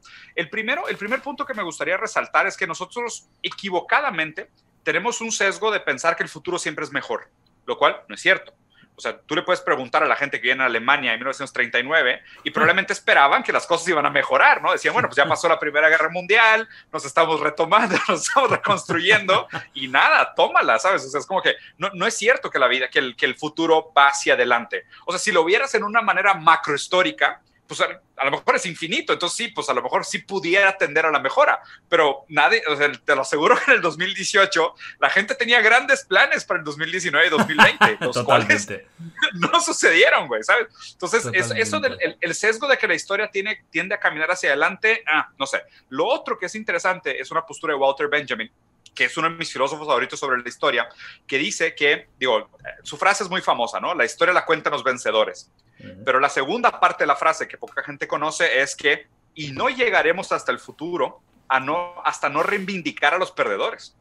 Que eso es lo interesante, porque pudieras contar una historia de grandes galardones del progreso, del desarrollo, ¿sabes? De los países desarrollados, de los países victoriosos, pero la historia que no se cuenta es la historia de la gente que perdió, ¿no? Y de hecho, redes sociales tiende a ser una lupa que magnifica desproporcionalmente las historias de éxito y esconde los fracasos, ¿sabes? O sea, una de las cosas que yo discutía con los coaches y los gurús es que ellos decían, no, pues es que tú no sabes, la gente me agradece mucho los consejos que yo les doy. Y yo decía, claro, pero si una persona sigue tus consejos y fracasa miserablemente, las probabilidades de que te escriba son infinitamente más bajas. Igual que redes sociales. Redes sociales lo que quiere es que todo el mundo se vea bonito, que todo el mundo se vea ganador, que todo el mundo sea exitoso y millonario, pero no te enseñan las millones de historias de fracasos que existen, ¿sabes? Entonces, esa es también un poco de la complejidad de vivir en esa sociedad de espectáculo, porque la sociedad de espectáculo parece que te pinta una versión de la realidad donde todos son likes, todos son ganadores, todo es felicidad, todo es verse bien, todo es lucir marcas de lujo, pero no te cuenta la historia de los perdedores, ¿no? Los perdedores no tienen redes sociales. O sea, no hay ningún influencer en Congo que se levante todos los días en la mañana a caminar 100 kilómetros para buscar agua para sus hijos, ¿no? O sea, claro, ese no es influencer. Entonces, que su historia no cuenta. Y lo raro es que, aparte, sabemos que esas historias existen, pero decidimos no ponerles atención. Entonces, pasamos de un momento 50, 60, donde la verdad se ocultaba de nosotros, y ahora nosotros nos ocultamos de la verdad. Qué buena frase esta. Es cierto, ¿eh? Las redes sociales, siempre lo he dicho, son una fuente de engaño total y absoluta. Y todos formamos parte de esta mentira, porque al final todos, si nos lanzamos 5 fotos, no vamos a poner la peor, vamos a poner la mejor, porque ya que está, pues vamos a tirar para bien, ¿no? Si podemos decorar un poquito mejor la habitación que peor, pues lo hacemos. Al final, formamos parte de este gran engranaje y tendría que ser una ruptura. Te premia. Y el algoritmo te premia, te condiciona y te dice, ¿no? El dominio de los algoritmos sería también un tema muy interesante. Veréis un cambio de imagen. Hemos vuelto a cortar. No sé qué está pasando aquí. O sea, no lo entiendo. Porque mira, fijaos que casi nunca tengo problemas técnicos, pero se me ha ido el internet. Luego la imagen, ya lo habéis visto, ¿no? Que no se veía bien. Había muchos cortes. En media horita Diego se tiene que ir, por lo tanto vamos ya enfocando. Es una pena, ¿eh? Pero bueno, ya hemos dicho con Diego, ¿verdad? Que te vas a venir un día, que tienes que venir un día a Barcelona y hacemos... Uy, sí, encantado. Un intensivo de charlas, porque ya veis que tenemos charlas para dar, tomar y mucho más. Vamos con algún tema que quería hablar también. Hemos sacado bastantes referencias de cultura popular, de videojuegos, etc. Yo sé que tú has analizado 2 animes que son muy famosos, que son muy conocidos a nivel filosófico, que son Evangelion y Death Note. Evangelion es mi anime favorito de siempre. Lo adoro, o sea, y la banda sonora es insuperable. Sí, mira a ver. Pues si no cabe ni en la pantalla, ¿pero esto qué es? Hostia, qué guapo, tío, qué guapo. Ahí cuando está en modo Berserk, cuando rompe ya las... Sí. ¿Y esto lo has hecho tú? No, lo pintó un amigo mío y es un cuadro que tiene realidad aumentada de Evangelion. Me lo acaban de entregar ayer, todavía ni lo cuelgo. Oh, qué bueno, qué bueno. Pues Evangelion, por si no lo sabéis, es un anime famosísimo que mejor que si estáis deprimidos no lo veáis. Porque no es... O sea, es la depresión, 2 puntos el anime, ¿sabes? No he visto, porque no quería verlo hasta que estuvieran todas, no he visto como esta revisión que han hecho de las 4 películas. Las quiero ver en breves. O sea, yo he visto la original, el anime original y las 2 películas, ¿no? The End of Evangelion, al final, que es ya la conclusión total. A nivel filosófico, ¿qué me podrías decir de Evangelion? Porque toca mucha filosofía y mucha psicología, inconsciente colectivo, Carl Jung, o sea, toca un poquito de todo. ¿Cómo lo ves tú a nivel filosófico, Evangelion? Es una joya. La verdad es, aquí tenemos otro gusto en común enorme, además de los videojuegos y el terror. O sea, esto también es probablemente mi serie favorita, Evangelion. 2 cosas que me parecen muy importantes de la historia de Evangelion. O sea, primero, obviamente tiene un sentido psicoanalítico muy profundo, o sea, muy, muy profundo. O sea, está el tema de el robot 01 que tiene el alma de la madre de Shinji, se les introduce como un tubo fálico en la columna vertebral en donde existe esta fusión. Si la fusión es demasiado íntima, hay una locura que desborda. O sea, en muchos sentidos sigue construcciones psicoanalíticas freudianas casi al pie de la letra, ¿no? Pero una de las más evidentes, de hecho, sobre todo en la serie original, es la construcción de yo, super yo y ello, ¿no? En donde Shinji es el yo, Rei es el super yo, porque es lo que quería ser, lo que el padre quería que Shinji fuera, el piloto perfecto, responsable, que nunca falla y demás, y Asuka es el ello, ¿no? Porque es puro deseo, es puro libido, es pura demanda, es pura intención, ¿no? Es como pura demanda, ¿no? Entonces, la relación entre Shinji, Rei y Asuka es una relación entre el yo, super yo y el ello, súper interesante, ¿no?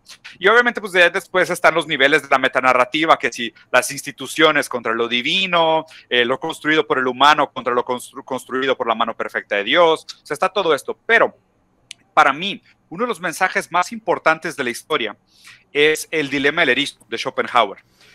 Schopenhauer planteó el dilema del erizo, que es, y de hecho es algo que está referenciado inclusive dentro de la serie. Sabemos que el creador de la serie estaba yendo a terapia por depresión cuando hizo la primera, o sea, la temporada original y las primeras 2 películas. Entonces, claro que hay algo ahí, ¿no? O sea, él estaba yendo a terapia. Si él estaba yendo a terapia, él estaba sufriendo algo.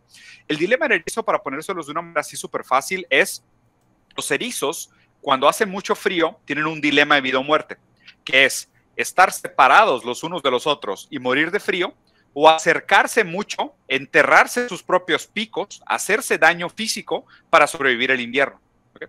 Y esto me parece que es una paradoja muy real de lo que estamos viviendo en este momento histórico, ¿no? Es individualismo contra colectivismo, el culto al yo contra las sociedades, los grupos contra el individuo, ¿no? Entonces, me parece muy relevante el análisis de Evangelion, porque plantea exactamente esto, el problema de vivir en un colectivo, ¿no? Donde uno dice, no, pues es que deberíamos de seguir sintiendo culto, libertades individuales, el humano y sus propias condiciones, cada uno y sus responsabilidades, cada uno y sus ambiciones y sus deseos, versus, no, la verdad es que somos seres profundamente comunitarios, profundamente colaborativos, nuestra identidad depende del reconocimiento de los otros, vivimos en sociedad, no hay manera de, o sea, lo que dijo Margaret Thatcher de no existe la sociedad, solo existen los individuos y su familia, es una estupidez, es una gran construcción. El individuo, legalmente hablando, también es una construcción bastante tonta, y creo que esta serie lo plantea muy bien, porque justo lo que trata de resolver la serie es ser individuos, es sufrir el dolor del otro, ¿no? Pero la opción es el proyecto de instrumentalización humana, que es lo que tenía el papá de Shinji, que quería derretir a todos en un líquido LSL y fusionar toda la humanidad en un solo ente, ¿no? En un solo ente pensante. Entonces, lo que plantea la serie me parece muy relevante, muy moderno, lo plantea de una manera muy elegante artísticamente. Obviamente la acción también es increíble, la estética es una maravilla, la música increíble, el análisis que tiene de hecho Jaime Altozano de la canción es una joya. Una joya, el tipo es un genio. No, Jaime tiene que venir un día de Wild Project, porque es un fenómeno, pero absoluto. Deberías, es un tipazo, yo lo admiro muchísimo también, si lo conoces, mándale un saludo. Y nada, me parece que Evangelion es una obra muy relevante. De hecho, tengo 2 análisis de Evangelion en mi canal de YouTube. El primero hablando de la serie original y el segundo hablando solo de las películas nuevas, de las que no has visto. Eso quiero verlo, porque tengo entendido de que es más una, ya no ni una reimaginación, es una especie de casi continuación, o sea, No quiero hacerme mucho spoiler, pero me han hablado muy bien. Yo pensaba, digo, qué miedo me da esto a mí, qué miedo me da. Y la gente me ha hablado muy bien, tiene otro tono, incluso nuevos personajes y tal. Pues que Evangelion es verdad que tiene tantas imágenes potentes. Sí que es cierto que la primera vez que la ves no te enteras de una puta mierda. Yo me acuerdo verla, que además estaba cursando la carrera cuando la vi. Imagínate, estaba haciendo psicología y encima me meto esta rayada en la cabeza. Y yo recuerdo que yo creo que no habían salido aún las pelis. Que es el puto final de la historia, claro. Vas viendo la serie y de repente los últimos 3 episodios del anime se les acabó la pasta. ¿Tú sabes la historia que se les acabó el dinero y que tuvieron que hacer como 2-3 episodios de monólogos internos porque no había dinero para hacer animación? Claro, yo de repente veo eso y digo, bueno, digo, ¿qué ha pasado aquí? O sea, yo debo ser muy tonto, no entiendo nada. Empieza monólogos internos pero digo, qué bien, pero bueno, ¿y qué pasa aquí con los Evas y los Ángeles? Entonces, claro, ves las películas y, bueno, igualmente no entiendes una mierda, porque la primera vez que lo vi dije, bueno, me he quedado exactamente igual. Luego ya vas analizándolo y requete analizando. Vamos a hacer aquí algún spoiler, por lo tanto, lo siento mucho, es una serie de hace muchos años. Si no, pues pasáis unos minutos para adelante. ¿Tú qué hubieras hecho en la situación de Shinji? Al final, Shinji, resumiendo, ¿no? Llega ese momento, esa decisión absolutamente final para la humanidad.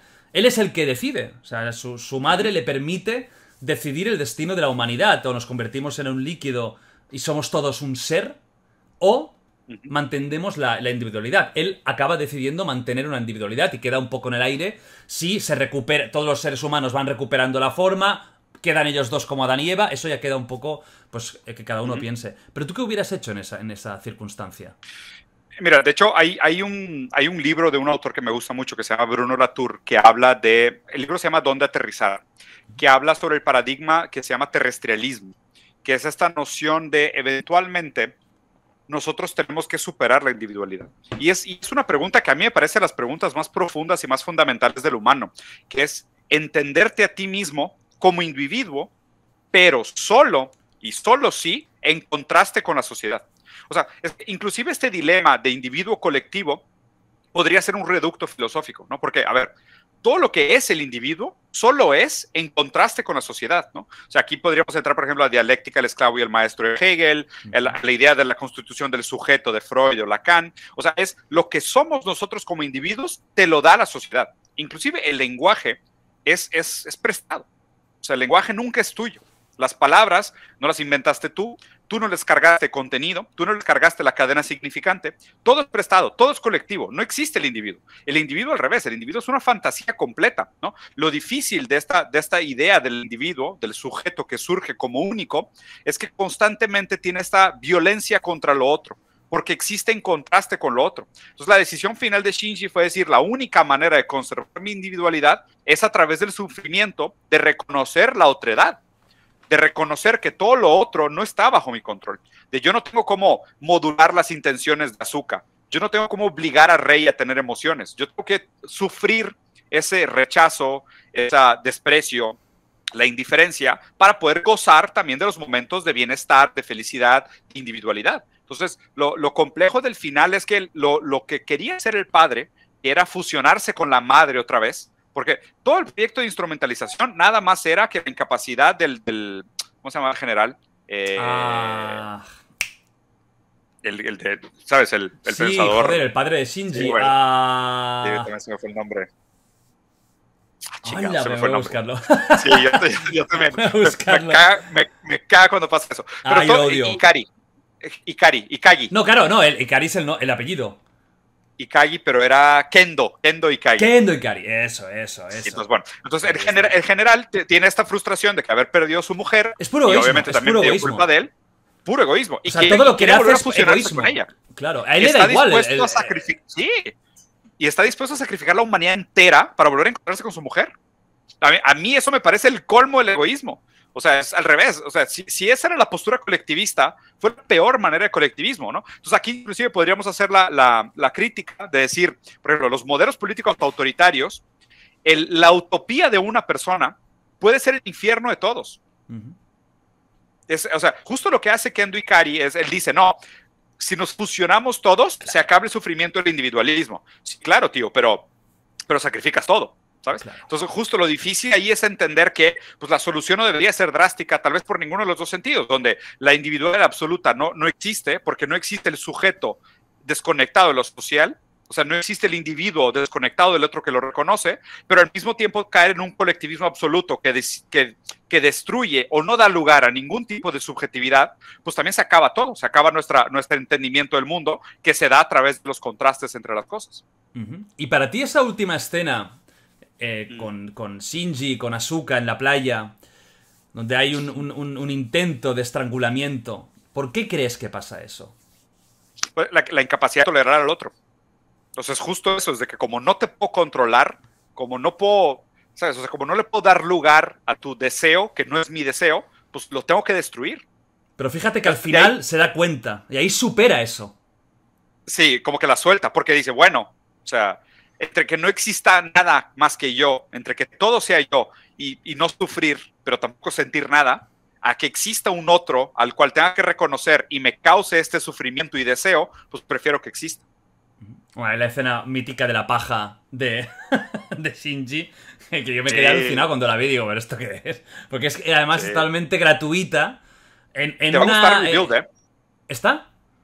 Te va a gustar el Rebuild, te van a gustar las nuevas. Yo creo que me va a gustar mucho, y lo digo de verdad, lo que pasa es que no quería... a mí yo lo que odio es ver una cosa, tener que esperar 4 años para continuarla, es como que me frustra. Prefiero esperar un poquito y verlo... Y ver todo y disfrutarlo todo. Y otra, que es la segunda que te he comentado, es Death Note. Death Note también me gusta mucho. A mí no me gusta tanto como Evangelion. Me parece muy buena. Para ser Evangelion para mí es otro nivel. Pero Death Note creo que tiene una capa superficial muy divertida, porque no deja de ser el juego del gato y el ratón, que es muy divertido. Y, a ver, si tú lo miras superficialmente, está muy bien también. No tienes que hacer un análisis filosófico o psicológico para disfrutarla. No. Para nada. En cambio, Evangelion yo creo que es necesario que des un paso más allá o te vas a quedar muy frustrado. Pero en cambio, con Death Note no. Death Note la puede ver cualquier persona y disfrutar un montón, porque es muy entretenida. Pero también hay una capa, ¿no? Ahí hay una capa importante de profundidad. Para ti, ¿cuál es el análisis psicológico, filosófico de Death Note?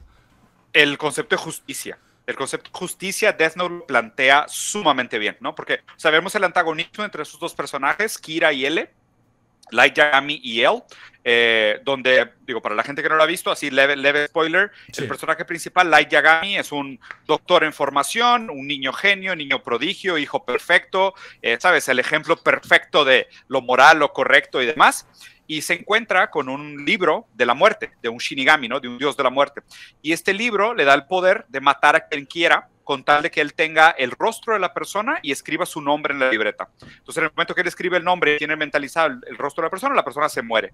Después hay una serie de reglas de, pues, qué tanto puede escribir de detalles de la manera de la muerte, cuánto tiempo de anticipación, las condiciones, el que esté en contacto con la libreta, tiene una serie de cosas, lo cual está interesante. Pero para mí, el concepto más interesante filosófico tratado en esa serie es el de justicia.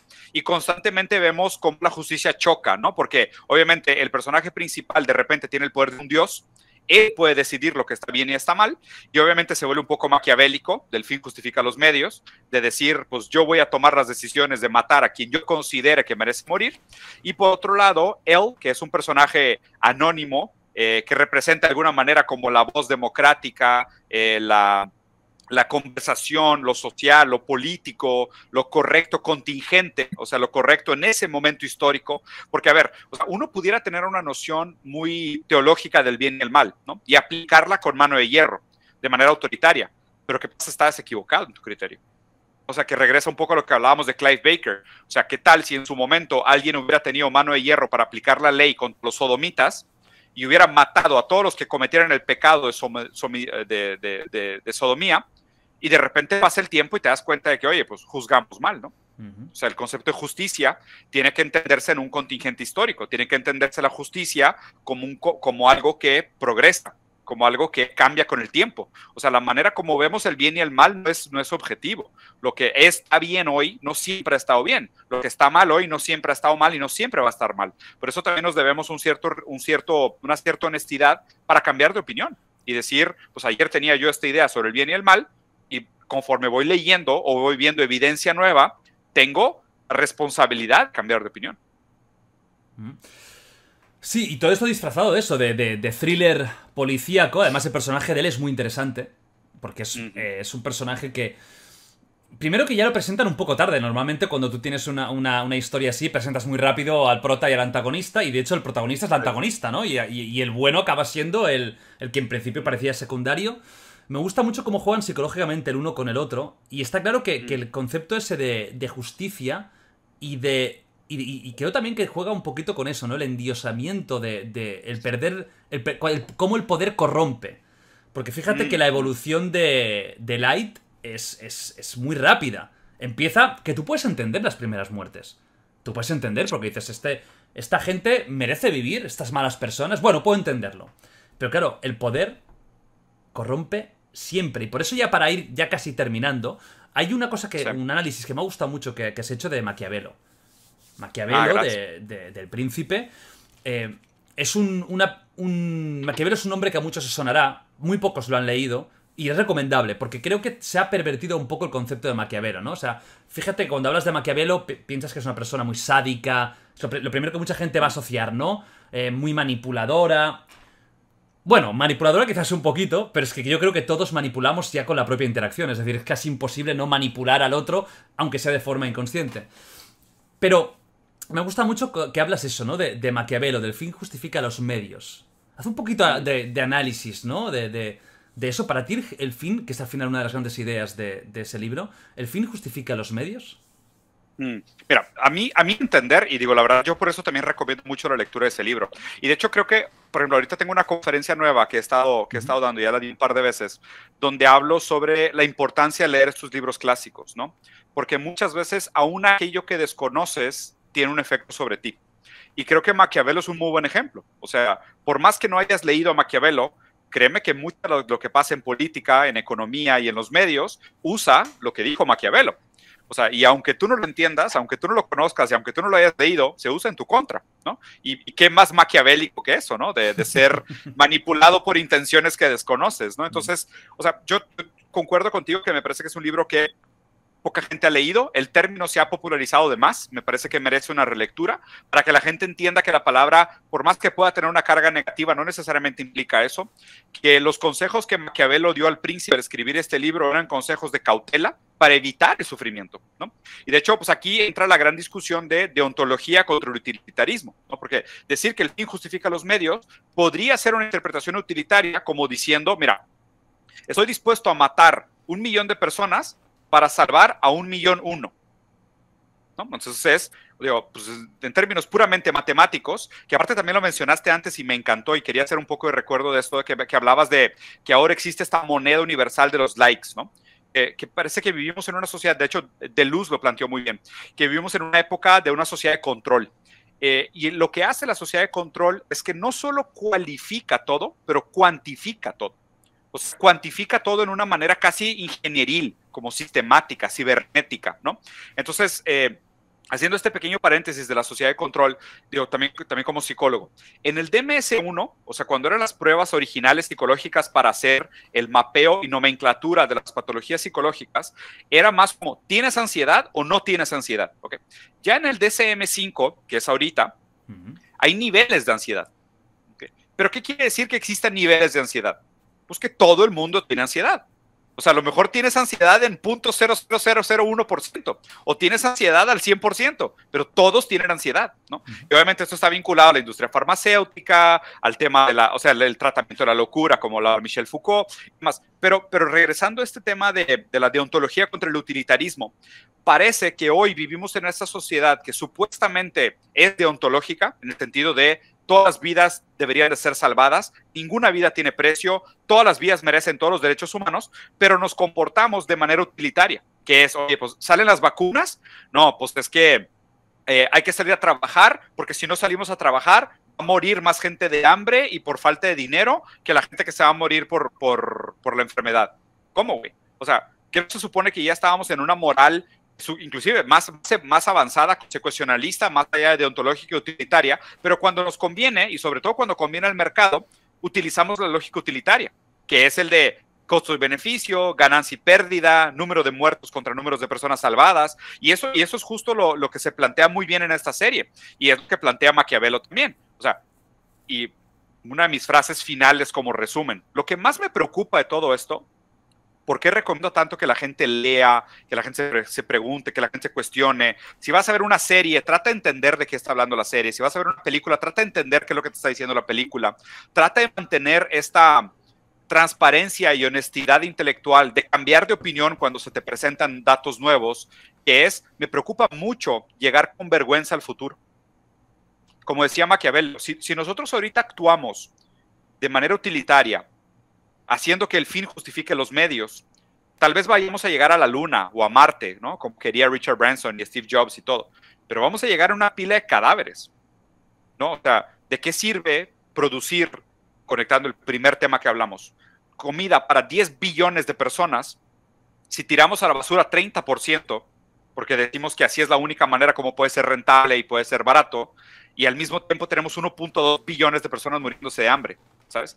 O sea, qué difícil la paradoja del progreso, la paradoja del desarrollo, del bienestar, siendo que instrumentalizamos tanto sufrimiento ajeno en nombre del progreso de unos pocos, ¿sabes? Eso es lo que me preocupa y creo que de alguna manera conecta muchos de los puntos de los que hablamos en la conversación de hoy, que Maquiavelo pues, nos avisó hace mucho tiempo, pero hay muchos otros autores que hay que visitar para entender la complejidad del asunto.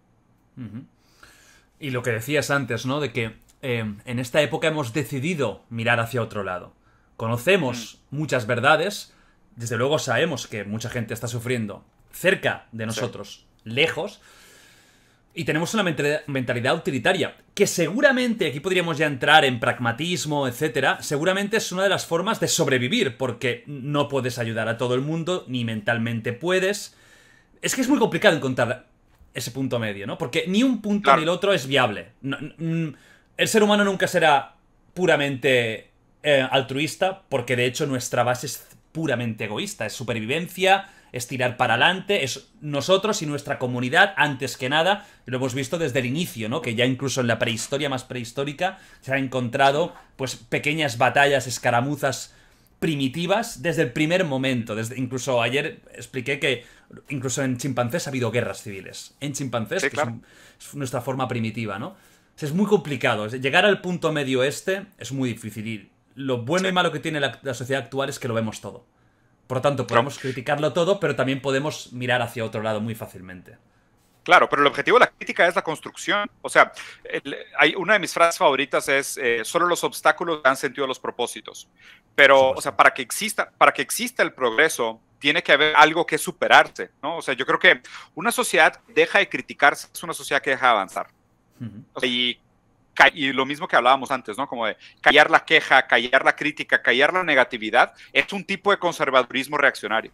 O sea, es un tipo de pensamiento de que mantiene el status quo, ¿no? Porque si alguien se queja de algo, quiere decir que algo de su realidad le parece intolerable. Entonces, lo que tenemos que hacer, y obviamente, ¿no? Pues digo, sabemos de dónde venimos. Nadie tiene idea de dónde vamos. O sea, porque en el momento que le preguntas a la gente cuál es la idea del progreso, ya se disipa completamente y las utopías se vuelven, o sea, sueños absolutos, muy raros, muy abstractos, muy inalcanzables. Lo que no podemos negar, me parece, es que podemos ser mejores.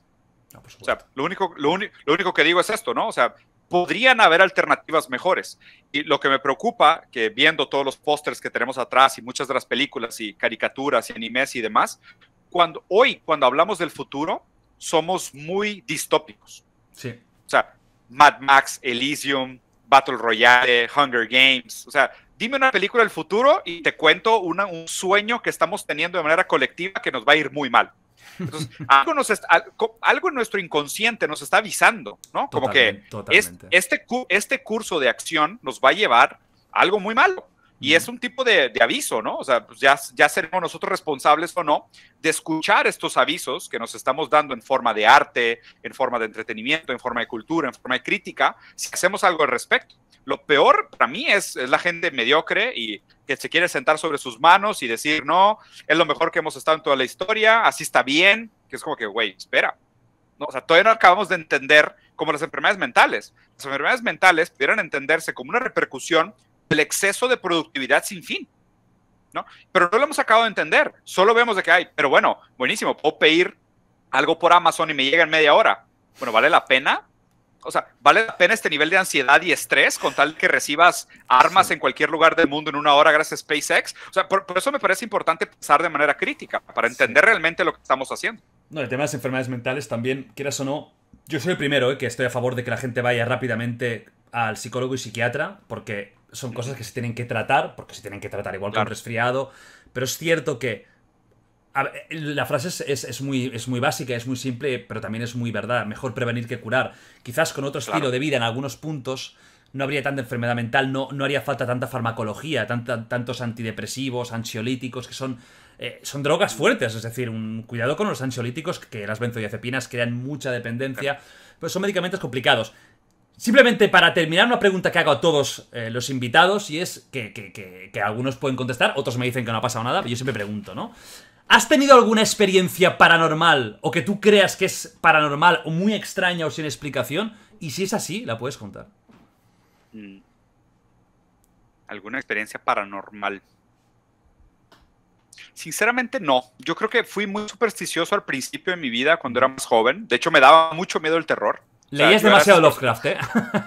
Sí, claro. Y de hecho creo que va conectado, ¿no? O sea, porque una persona que siente mucho miedo al terror es una persona que se siente, o se toma en serio la posibilidad de que exista todo esto, ¿no?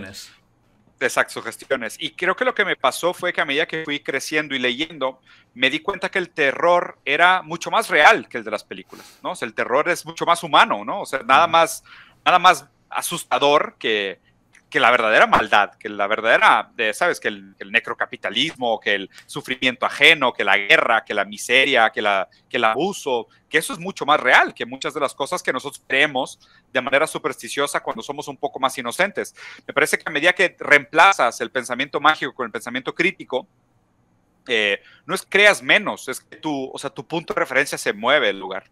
Entonces, no he tenido ninguna experiencia paranormal, al revés. Lo que me parece extraño fue descubrir cómo la realidad ahora está un poco más oculta de lo que parecía antes y estamos nosotros mucho más metidos en una matriz de social espectáculo, de redes sociales, de avatars, de apariencias, de un universo que solamente se sostiene porque es autorreferencial, cuando la realidad ha quedado olvidada, escondida, menospreciada, no tiene redes sociales, nadie la sigue y es como menos importante, ¿no? Entonces, lo más paranormal de hoy en día es ver la cantidad de gente que vive dentro de ideologías y pensamiento mágico desconectado de la realidad. Eso es lo que me parece realmente asustador.